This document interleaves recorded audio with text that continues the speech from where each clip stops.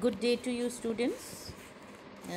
So, in the second stanza, we see Keats who directly addresses autumn, rather questions autumn, and focuses on the different kinds of work that is done to reap the harvest.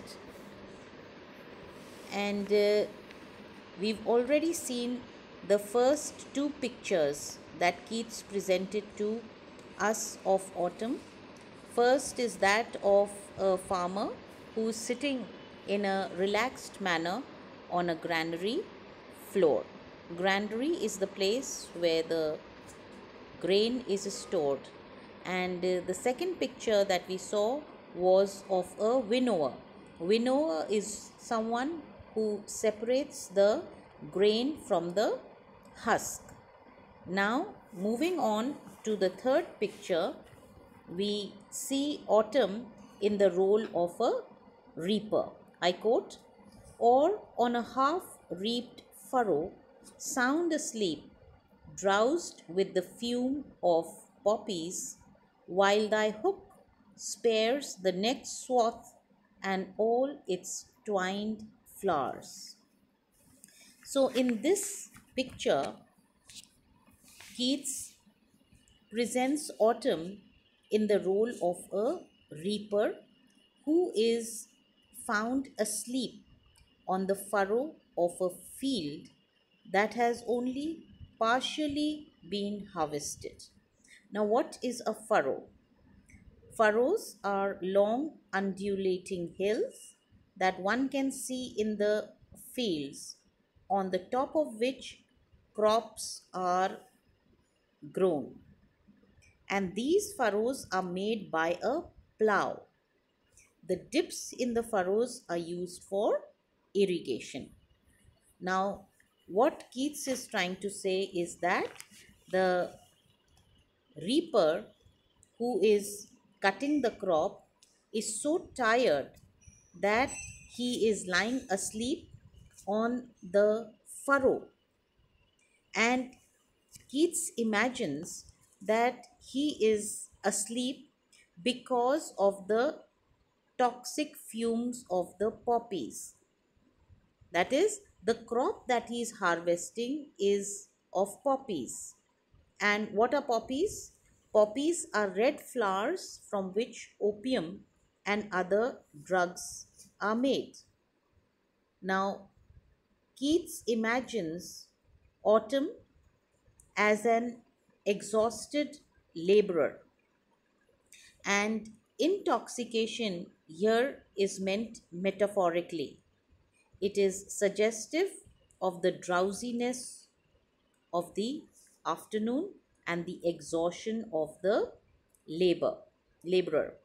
The poet imagines autumn to be basically drunk or intoxicated by the fumes of the poppy which the farmer was harvesting.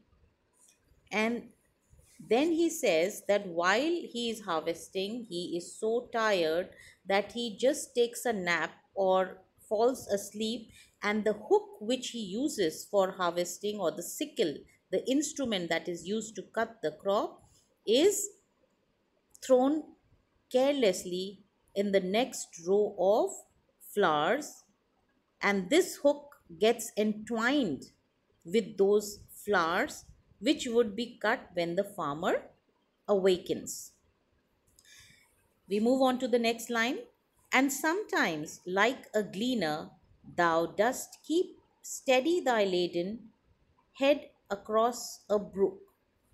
Now, this harvesting metaphor continues as autumn is compared to a gleaner.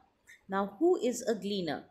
Gleaner is someone who picks out the last stalks of grain that were missed during the threshing process.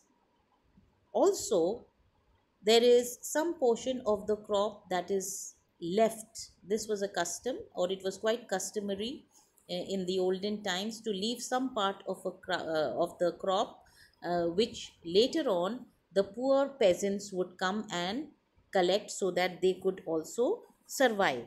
So the next picture that Keats presents to us is one of autumn, and here autumn is imagined as a gleaner who